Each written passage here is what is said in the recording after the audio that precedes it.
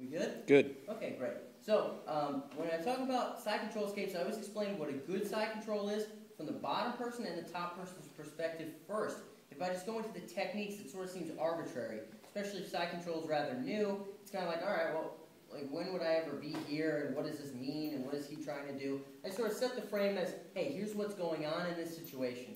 You as the bottom person have one wrist up against the neck, one wrist against the hip. You want to be able to brace off of your opponent. You don't want your arms out here googly where they're going to get broken and or they can't be used to brace away. You want to protect your body and protect your arms. At the same time, my feet are up here, they're alive.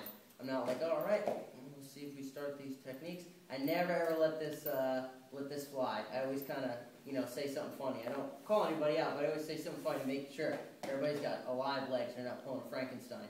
And now, Josh is here again. He's got this arm underneath my head, other arm underneath my arm, chest to chest. His knees are in nice and snug, and he's in a good position too. So this is what a good side control is. Now, I'll go over the initial escape just back to the guard. I'm going to take my right foot, I'm going to bring it up and slightly out of my right hip.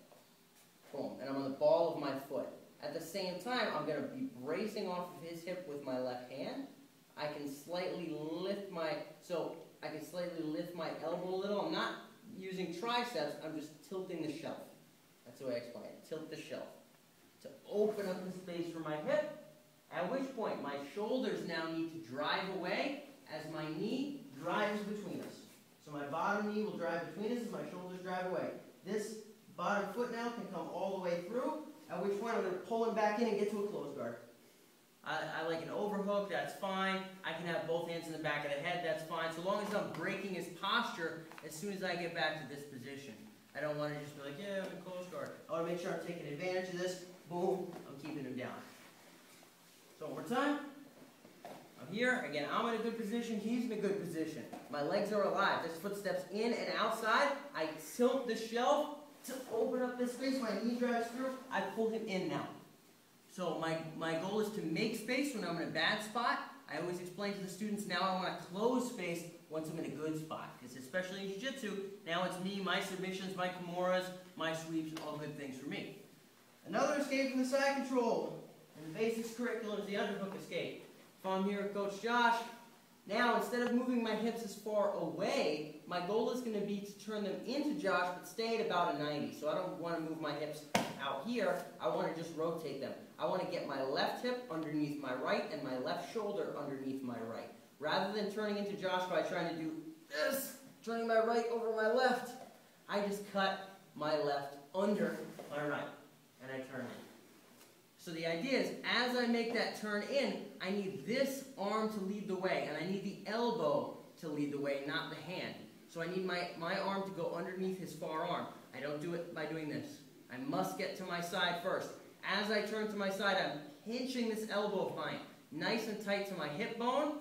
So I cut to my side, boom, my elbow's nice and tight to my hip bone. This arm now will reach, and as it reaches across Josh's back, I'm pulling myself out with my top leg. So my arm is extending, my leg is pulling, I slide, at which point I turn to the knees, cover the hip, I take top position.